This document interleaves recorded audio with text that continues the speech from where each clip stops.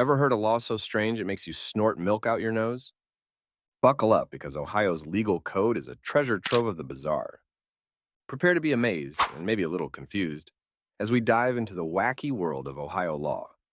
As a wise philosopher once said, There are three things certain in life: death, taxes, and the Buckeye State's baffling regulations. so let's get weird.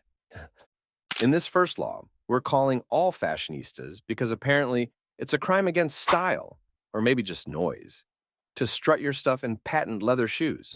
This head turning law, hailing from the dusty vaults of Akron's legal code, restricts women from rocking those shiny pumps in public. The exact date this fashion faux pas became illegal is lost to history, but rumors whisper it might be due to the clatter clatter these shoes make. Imagine getting stopped for excessive shoe percussion. While it's safe to say this law is about as relevant as dial-up internet these days, it does make you wonder what other bizarre fashion crimes might be lurking in Ohio's legal code. Perhaps rocking a monocle is next? We may never know, but one thing's for sure. Ohio law has a surprising sense of humor, even if it's unintentional. Number 2. Ever dreamt of setting sail on a glorious Sunday morning, harpoon in hand, ready to wrestle a giant blue whale? Think again. Apparently in Ohio, disturbing the peace of these magnificent creatures on the Sabbath is a major faux pas. Now, this law is like a grandpa telling you aliens built the pyramids, a delightful story with zero basis in history. Ohio, being a landlocked state further west than a tumbleweed convention, probably never saw a whale in its entire history, let alone had a bustling whaling industry. Yet, here we are with a law that makes about as much sense as wearing oven mitts on a beach holiday. This is a prime example of how laws can turn into legal barnacles, clinging to the ship of state long after they've become more trouble than they're worth. So next time you're craving some cetacean-based chaos, remember, Ohio says. Sunday fun day. More like Sunday no way. Third on the list. In Ohio, it's against the law to get a fish drunk. Getting a fish tank party a little too lit is a criminal offense, because it's illegal to get a fish drunk. Now, we're not talking about dropping a mini keg in your goldfish bowl, although that would be a heck of an aquatic frat party. The exact methods for fish inebriation are a mystery. Did someone try force-feeding a guppy tequila shots? Were there bathtub gin incidents involving unsuspecting catfish? The world may never know. One thing's for sure, Ohio lawmakers clearly had a vivid imagination, or maybe a particularly rowdy fishing trip, when they felt the need to outlaw this oddly specific activity. As Officer McGruff would say, Take a bite out of crime, but not the goldfish. now keep in mind, I don't make the laws, I just make you aware of the laws. All right, now let's continue. Number 4, attention all student drivers in Ohio. Because Ohio's driver's education manual is about to take you on a wild ride through a bygone era of horn-happy highways. According to this relic, every time you pass another car, you should unleash a mighty blast from your horn. Imagine rush hour traffic transformed into a symphony of honking enough to rival a clown convention. Thankfully, this rule is about as relevant as 8-track tapes, and real-life driving instructors would likely give you the side-eye for such excessive honking. One can't help but wonder, what possessed the authors of this manual? Did they envision roads filled with horse-drawn carriages, startled by the horseless carriages of the future? Whatever the reason, it serves as a hilarious reminder to double-check the source of your driving wisdom. After all, who wants to be the driver causing a honking meltdown on the freeway? In the wise words of comedian Emo Phillips, I once saw a car with a bumper sticker that said, "Honk if you love peace." I did. Now I feel bad. let's keep the peace on the roads, Ohio, and leave the excessive honking to the geese. Number 5, diving back into the wacky world of Akron, Ohio. We have a law that'll make you want to shout, "Pool party foul!" Apparently, residents can't put up signs at their swimming pools. Now imagine this. You invite your friends over for a summer splash bash, only to find local law enforcement knocking on your door, accusing you of flagrant signage.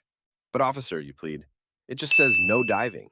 Their response, Sir, madam, the law is the law. Take it down, or face the consequences, which are probably minimal. But hey, the principle of the thing. this law is a true enigma.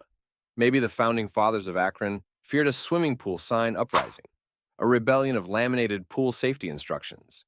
Or perhaps they believed pool rules should be a verbal test administered upon arrival. Welcome to the Jones Aquatic Extravaganza. Can you recite the 4 cardinal pool safety guidelines? Nervous guest mumbles.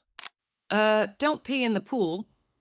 Regardless of the reason, this law is a hilarious reminder that sometimes bureaucracy takes a nosedive into the deep end of the absurd. Number 6, utterly ridiculous laws. Bay Village throws a cow wrench into our understanding of acceptable livestock transportation. Apparently, moosing down Lake Road with your favorite bovine companion is a big no-no. Now, the legalese doesn't specify if this move velis restriction applies to all streets or just Lake Road. One can only imagine the chaotic town hall meeting that led to this law.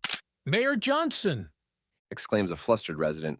My prize cow, Buttercup, keeps escaping and waltzing down Lake Road, nearly causing a bovine stampede.